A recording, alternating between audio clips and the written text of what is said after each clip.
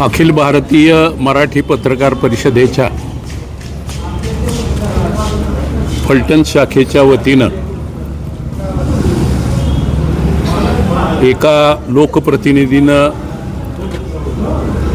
पत्रकारांच्या बाबतीत केलेलं गैरवक्तव्य आणि एकूणच त्यांची पत्रकारांच्या संबंधीची भावना, पत्रकारांच्या संबंधी त्यांनी व्यक्त केलेली वक्तव्य आणि मोठ्या मेजाशीत पत्रकारांच्या संबंधी केलेल्या घोषणा त्या निश्चितपणानं हिंदुस्थानच्या लोकशाहीला घातक आहे। एकीकडं हिंदुस्थानची लोकशाही किंवा हिंदुस्थानच्या घटनेप्रमाणे पत्रकारितेला लोकशाहीचा चौथा स्तंभ मानलेला आहे आणि त्या लोकशाहीच्या माध्यमातून लोकांचं प्रतिनिधित्व करणाऱ्या एखाद्या प्रतिनिधीनं या चौथ्या स्तंभाविषयी बोलताना तारतम्य बाळगलं पाहिजे, आपली जबाबदारी समजावून घेतली पाहिजे।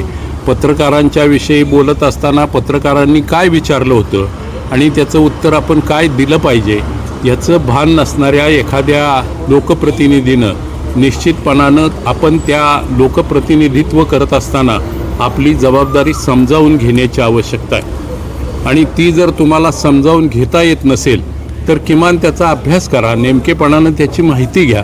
पण आपलं अज्ञान झाकण्यासाठी केवळ पत्रकारांच्यावर चुकीच्या पद्धतीनं बोलणं किंवा त्यांच्याविषयी अनादर व्यक्त करणं हे निश्चितपणानं इथल्या लोकशाहीला घातक आहे। पत्रकारांच्या संघटना असतील, पत्रकार असतील, त्यांच्या पद्धतीनं कामकाज नेहमी करत राहतात आणि लोकशाहीचा चौथा स्तंभ म्हणून निश्चितपणानं मराठी पत्रकार परिषदेच्या माध्यमातून, आमच्या पत्रकार संघटनेच्या असलेले सगळ्या नेत्यांच्या माध्यमातून या राज्यातल्या पत्रकारांनी निश्चितपणानं आपली जबाबदारी उत्तम पद्धतीनं पार पाडलेली आहे। त्या पार्श्वभूमीवर जे लोकप्रतिनिधी या पत्रकारांच्या संबंधी चुकीची वक्तव्य करतात, पत्रकारांच्या विषयी अनादर व्यक्त करतात, पत्रकारांना तुल्य लेखण्यासाठी त्यांच्याजवळ जर निश्चितपणानं शब्द नसतील तर त्यांनी आपलं वक्तव्य निश्चितपणानं जाहीरपणानं न करता कुठंतरी त्याच्या संबंधी अभ्यास करावा आणि नंतर पत्रकारितेसंबंधी या पत्रकारितेला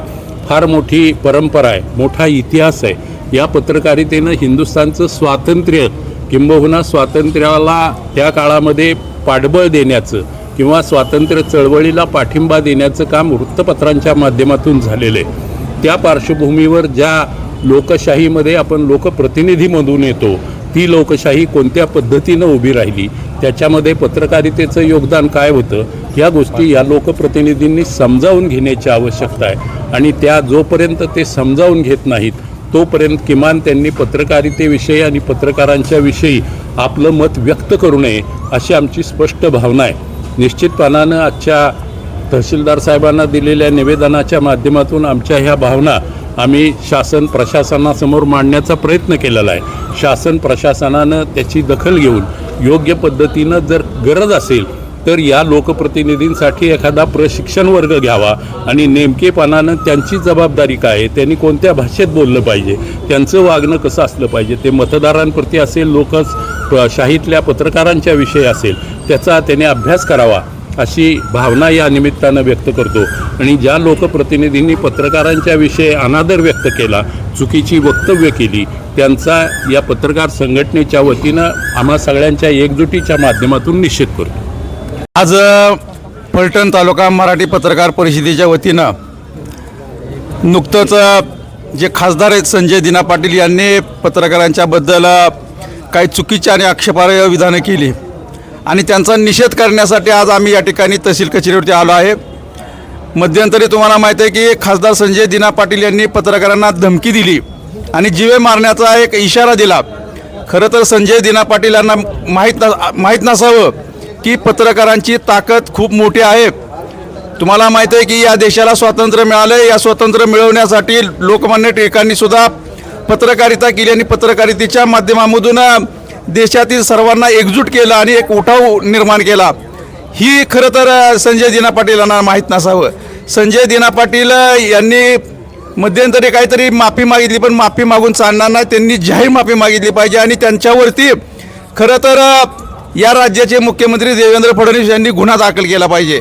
कारण काय एकीकडं आदल्या दिवशीच मुख्यमंत्र्यांनी विधान केलं होतं की पत्रकारांना जर कोण काय बोललं तर त्याच्यावरती गुन्हे दाखल होतील आणि त्याच्यानंतरचं हे विधान आलेलं आहे संजय दिना पाटील यांच्यावरती गुन्हा दाखल झाला पाहिजे आणि गुन्हा दाखल होऊन त्यांच्यावरती कारवाई केली पाहिजे तरच खऱ्या अर्थानं पत्रकारांचं समाधान होईल.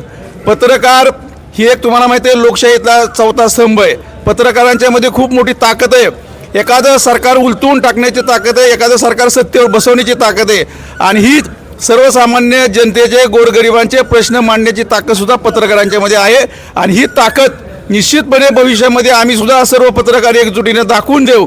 आणि पुन्हा एकदा फक्त मी जास्त काही न बोलता खासदार संजय दिना पाटील यांच्यावरती गुन्हा दाखल झाला पाहिजे, त्यांनी जाहीर माफी मागितली पाहिजे तरच पत्रकार शांत राहतील.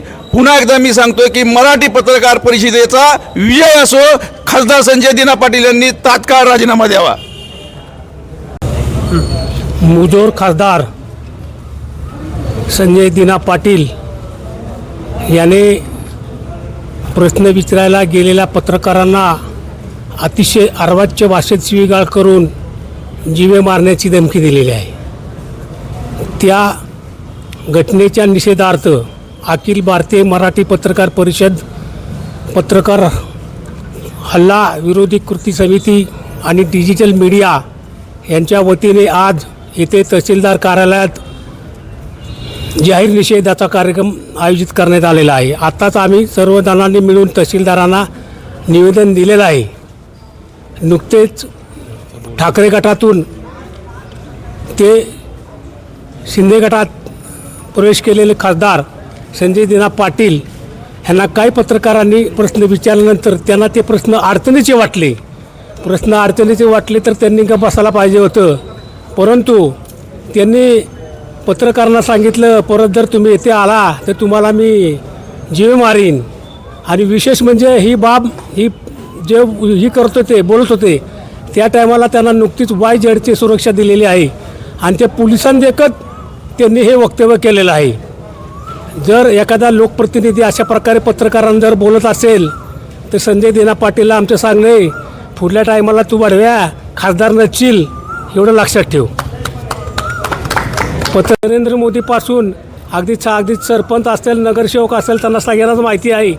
म्हणून आमचा मुख्यमंत्र्यांना सांगणे की त्यांनी या मुजोर खासदारावर कारवाई करावी तरच तुमच्या शासनावरती तुमच्या युतीवरती आमच्या पत्रकारांचा विश्वास राहील.